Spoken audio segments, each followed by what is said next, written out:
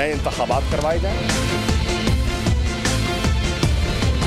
जमहूरियत पसंद कोई भी शख्स जो है इस पार्लियामेंट को अपनी मुद्दत पूरी करता देखना चाहता है। मुख्तलिफ इलाकों में अवामी अदम एतमाद की अदालत लगानी पड़ेगी।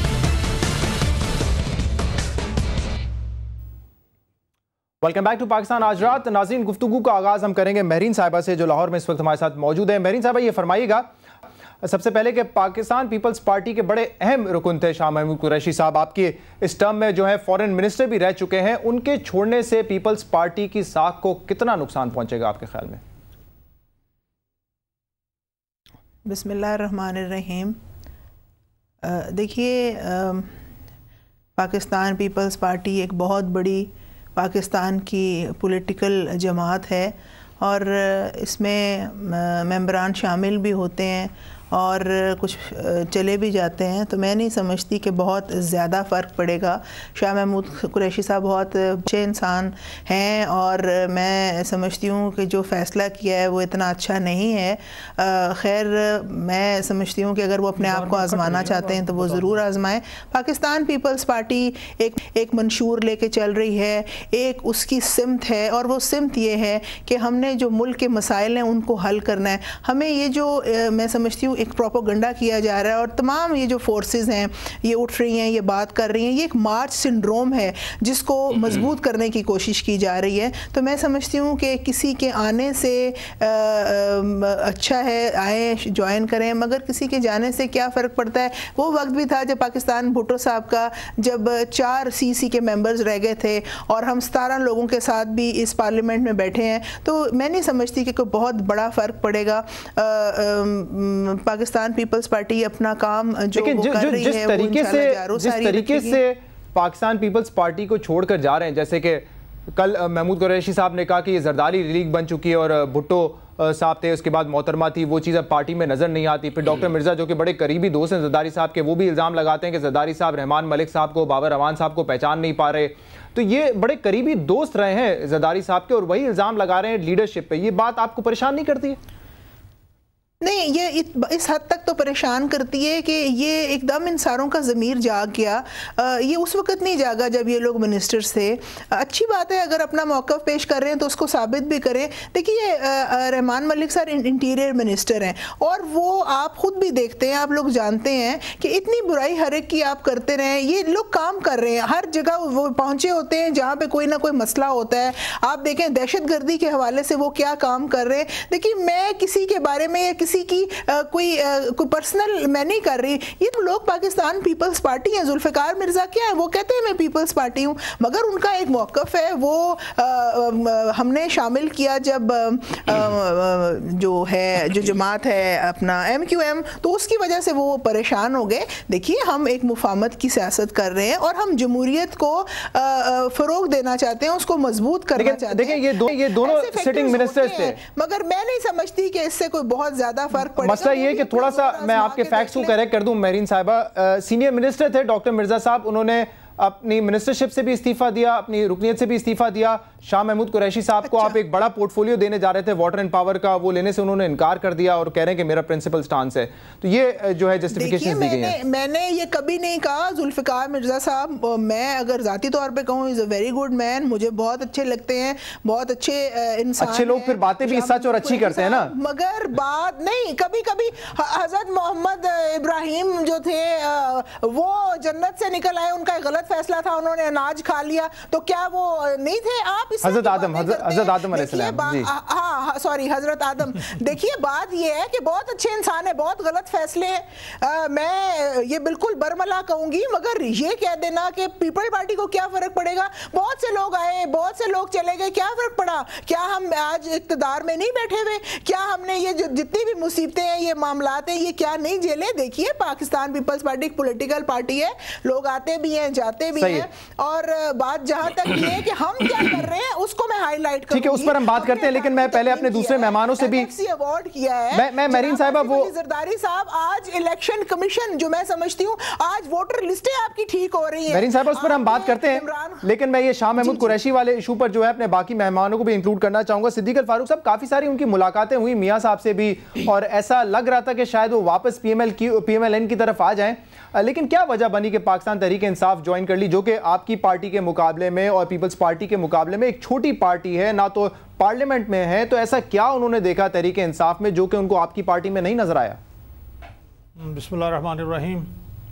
شہزاد اقبال صاحب شکریہ. آپ نے بالکل ایک حوالے سے بات کی ہے. تو کوئی آدمی کس پارٹی میں جاتا ہے، میں سمجھتا ہوں یہ اس کا بنیادی حق ہے. الف میں جائے یا بے میں جائے یا جیم میں جائے، اس پہ تو بحث کرنے کی ضرورت نہیں ہے. انہیں جو پارٹی اچھی لگتی ہے وہ اس میں جائیں. پیپلز پارٹی کو، البتہ یہ بڑی بات ہے کہ پیپلز پارٹی کو انہوں نے چھوڑا کیوں. میں جتنے لوگوں سے ملا ہوں ان میں بڑی تعداد یہ سمجھتی ہے کہ اب پیپلز پارٹی جناب ذوالفقار علی بھٹو اور بے نظیر بھٹو کی پارٹی نہیں ہے. آصف علی زرداری صاحب نے اس پر قبضہ کر لیا ہے. اندر بہت بڑی رفٹس ہیں، بہت سے لوگ ان کو لیڈر کے طور پر قبول نہیں کر رہے. پھر اس حکومت نے پونے چار سال میں کہیں کسی شعبے میں ڈیلیور نہیں کیا. ہم ایک وقت تھا کہ ہم نے یہ سمجھا کہ اس آئینی اور جمہوری حکومت کو اور جمہوریت کو چلانے کے لیے ان کو موقع دیا جائے، یہ اکھاڑ پچھاڑ نہ ہو. لیکن ہماری کوششوں کے باوجود انہوں نے قسم کھا رکھی تھی کہ ہم نے کوئی اچھا کام نہیں کرنا. اب صورتحال یہ ہے کہ لوگ بالکل مایوس ہیں اس حکومت سے، واقعی تبدیلی چاہتے ہیں. اور اگر لیکن اس میں یہ ضرور کہوں گا کہ ایک اسٹیبلشمنٹ کا رول ہے. اگر 90 سے 93 میں جو نواز شریف نے یہاں اوپن مارکیٹ اکانومی، یہاں جناب ایک انقلاب برپا کیا ایگریکلچر میں، زراعت میں، صنعت میں، مختلف حوالوں سے، اور ایک نئی دنیا بسائی، اگر اسٹیبلشمنٹ غلام اسحاق خان کا ساتھ نہ دیتی تو پاکستان کہیں آگے گیا ہوا ہوتا. پھر 97 سے 99 میں نواز شریف نے امریکی غلامی پر ٹھوکر ماری کہ ہمیں نہیں چاہیے آپ کی ڈکٹیشن، ہم دھماکے کریں گے اور اس کے ساتھ ملتے. تو میں سمجھتا ہوں کہ اگر یہ آئینی اور جمہوری حکومتوں کا تسلسل رہتا تو آج ادارے کام کر رہے ہوتے. اسٹیبلشمنٹ کی آج بھی اسٹیبلشمنٹ کوشش یہ کر رہی ہے کہ نواز شریف جو اینٹی اسٹیبلشمنٹ ہیں، جو ان کی بات نہیں مان رہے کہ ان کا ووٹ بینک توڑا جائے، انہیں غیر مؤثر کیا جائے. پیپلز پارٹی والے سمجھتے ہیں کہ اگر انہوں نے عدلیہ کی بحالی کے لیے کام کیا ہے، باقی اداروں کے لیے بھی کام کریں گے. نواز شریف کے دور میں کشمیر پر اتنا کام ہوا، بہت سے لوگ یہ نہیں چاہتے، وہ اس لیے مسلم لیگ نون اور نواز شریف کی مخالفت کرتے ہیں. لیکن ہم یہ سمجھتے ہیں کہ جمہوری طور پر اگر عوام کسی کو بھی ووٹ دیں، آزادانہ، منصفانہ، غیر جانبدارانہ انتخابات ہوں اور ایک انڈیپینڈنٹ مشینری کے تحت ہوں، عوام جس کو بھی ووٹ دیں، نتیجے نہ تبدیل کیے جائیں. عوام کے ووٹوں سے اگر کوئی بھی پارٹی آتی ہے ہم ویلکم بھی کریں گے، اور ہم یہ سمجھتے ہیں کہ ووٹوں کے ذریعے سے ہی تبدیلی آنی چاہیے. لیکن یہ جو آپ نے بات کی میاں نواز شریف صاحب کی، یہ 80 اور 90 کی دہائی میں تو اسٹیبلشمنٹ کا کافی سپورٹ میاں صاحب کو رہا ہے. اس بات سے تو آپ ڈینائی نہیں کر سکتے نا. اور جو 97 میں 2/3 میجورٹی جب آپ کو ملی تھی، نواز شریف صاحب کی پالیسی کی بہت بڑی سپورٹ تھی پاکستان مسلم لیگ نون کو. نواز شریف نے 90 سے 93 میں بڑی زبردست پالیسی اسٹیبلشمنٹ بنانا چاہتی تھی. جتوئی صاحب کو وزیر اعظم، نواز شریف صاحب نے یہ بات نہ مانی، اور چونکہ میجارٹی ان کے ساتھ تھی، پھر اسٹیبلشمنٹ نے یوں بدلا لیا کہ غلام اسحاق خان کے ذریعے ان کی حکومت ڈسمس کرائی. پھر 97 سے 99 میں جو نواز شریف صاحب نے پالیسی اختیار کی، اسٹیبلشمنٹ نے جو کچھ کیا وہ پرویز مشرف کی صورت میں سامنے ہے. وہ بعد میں تھا. خیر چلیں ٹھیک ہے، میں اس پہ بحث نہیں کرنا چاہوں گا آپ سے. میں نے سوال آپ سے شاہ محمود قریشی صاحب کا اس لیے پوچھا تھا کیونکہ نون لیگ تو پورا زور لگا رہی تھی ان کو کنونس کرنے کے لیے، وہ کنونس ہوئے نہیں. کیا وجہ ہے اس کی؟ کیا جاوید ہاشمی صاحب کی ریزسٹنس کی وجہ سے ہے؟ وہ نواز شریف صاحب سے ملنے خود گئے، ان کے گھر پر گئے. جو باتیں انہوں نے کی وہ میڈیا میں بھی آئی ہیں. اگر وہ مسلم لیگ نون میں نہیں جانا چاہتے تو جو فیصلہ وہ کریں. دیکھیں میرا فیصلہ، ان کا فیصلہ، ہمیں یہ حق ہے جو فیصلہ وہ کریں. بالکل. نعیم الحق صاحب یہ مجھے بتائیں کہ شاہ محمود قریشی صاحب جب جوائن کر رہے ہیں تو کیا وہ اکیلے آ رہے ہیں یا ان کا کوئی بلاک ہے ساؤتھ پنجاب میں جو کہ جوائن کرنے جا رہا ہے؟ بہت سارے ہیں لیکن الیکٹیبلز کیا ایک سے زیادہ ہوں گے یا شاہ محمود قریشی صاحب اکیلے ہیں؟ اس وقت میرے علم میں کوئی اور ایسی شخصیات نہیں ہیں جو ان کے ساتھ اس دن اناؤنسمنٹ کریں گی، مگر مجھے پتہ چلا ہے کہ شاید کچھ اور لوگ بھی ہیں جو اس دن اناؤنس کریں گے کہ انہوں نے تحریک انصاف جوائن کی ہے. ان کا تعلق جنوبی پنجاب سے بھی ہے اور شمالی سندھ سے بھی ہوگا. میرے پاس اس سے زیادہ اس وقت تفصیلات نہیں ہیں. مگر میں سمجھتا ہوں کہ جو لوگ یہ ابھی تک سمجھتے آ رہے ہیں کہ تحریک انصاف پنجاب میں صرف نون کو نقصان پہنچائے گی اور اس کا فائدہ پیپلز پارٹی کو پہنچے گا، میرا مشاہدہ اور میرے اکثر پارٹی کے جو ساتھی ہیں ان کا یہ ہے کہ نون لیگ کو تو نقصان پہنچے گا ہی، مگر ہم سمجھتے ہیں کہ پیپل پارٹی کا پنجاب سے مکمل طور پہ صفایا ہو جائے گا۔ اور سندھ میں بھی ان کی ساکھ، اور میں سندھ میں نے کوئی 20 جلسے کیے ہیں پچھلے 3 مہینے میں آپ یقین دلاتا ہوں کہ سندھ میں زرداری صاحب کے لیے کسی قسم کے بھی کوئی لگاؤ موجود نہیں ہے۔ یہ اور بات ہے کہ انتخابات سے ذرا پہلے وہ اپنے صاحبزادے کو لے کر آئیں اور اس وقت سندھی عوام کے جذبات سے کھیلیں، مگر حقیقت یہ ہے کہ کرپشن کے تمام ریکارڈ اس حکومت نے توڑ دیے ہیں پچھلے 3.5 سال میں، اور corruption president house, prime minister secretariat, cabinet, اوپر سے لے کے نیچے تک موجود ہے۔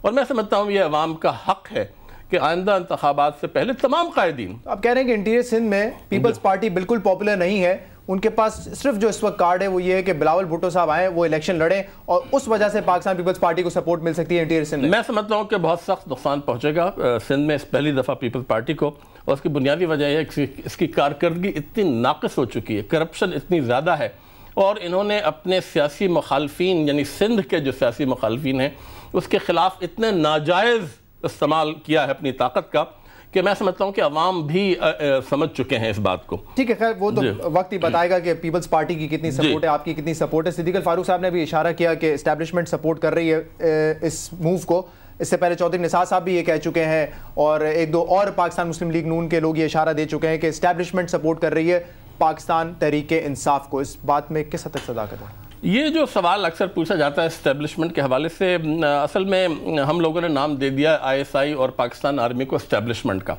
پاکستان آرمی جہاں تک ہمارے علم ہے جنرل کیانی کی قیادت میں سیاست سے بالکل علیحدہ ہے، سیاست میں کسی قسم کی دخل اندازی نہیں کر رہی، اور نہ ہی ISI کر رہی ہے، نہیں بالکل نہیں کر رہی۔ تو پھر عمران خان صاحب کیوں کہتے ہیں، عمران خان صاحب کہتے ہیں کہ جب میں وزیر اعظم بنوں گا، جب ہماری حکومت ہوگی تو آرمی بھی ہمارے نیچے کام کرے گی اور ایجنسی بھی ہمارے نیچے کام کرے گی۔ اس کی وجہ کچھ اور ہے۔ اگر آپ کہہ رہے ہیں کہ سیاست سے الگ الگ ہیں، یہ تو پھر یہ اسٹیٹمنٹ کی ضرورت کیا ہے؟ نہیں، اس کی وجہ کچھ اور ہے۔ عمران خان صاحب نے یہ کہا تھا کہ جو خارجہ پالیسی ہے وہ پاکستان کے عوام کے جذبات کی عکاسی کرنی چاہیے۔ ہماری جو خارجہ پالیسی مشرف دور میں جو شروع ہوئی تھی وہ امریکہ کے پیروں میں ہم جھک گئے، ہم نے اپنی غیرت اور عزت کو کھو دیا اور ایک غلامانہ خارجہ پالیسی اختیار کی۔ یہ خارجہ پالیسی کس کی بنائی ہوئی ہے جو اس وقت یہ مشرف دور کی ہے جو زرداری صاحب نے جاری رکھی ہے۔ زرداری صاحب نے جاری رکھی ہے یا پھر ایجنسیز اور آرمی نے جاری رکھی ہے؟ زرداری صاحب نے جاری رکھی ہے، آرمی کی اس کو سپورٹ حاصل ہے، مگر میں سمجھتا ہوں کہ اگر عوام کے جذبات کا ایک مضبوط سیاسی لیڈر ان کے جذبات کی عکاسی کرے تو ہم امریکہ کے اس چنگل سے آزاد ہو سکتے ہیں۔ مجھے کمرشل بریک لینا ہے، اس کے بعد اپنے مہمانوں سے مزید بات کریں گے اور مہرین انور راجہ صاحبہ سے بھی پوچھیں گے کیا ان کو بھی لگتا ہے کہ پاکستان تحریک انصاف کو اسٹیبلشمنٹ سپورٹ کر رہی ہے یا نہیں، آفٹر دس بریک۔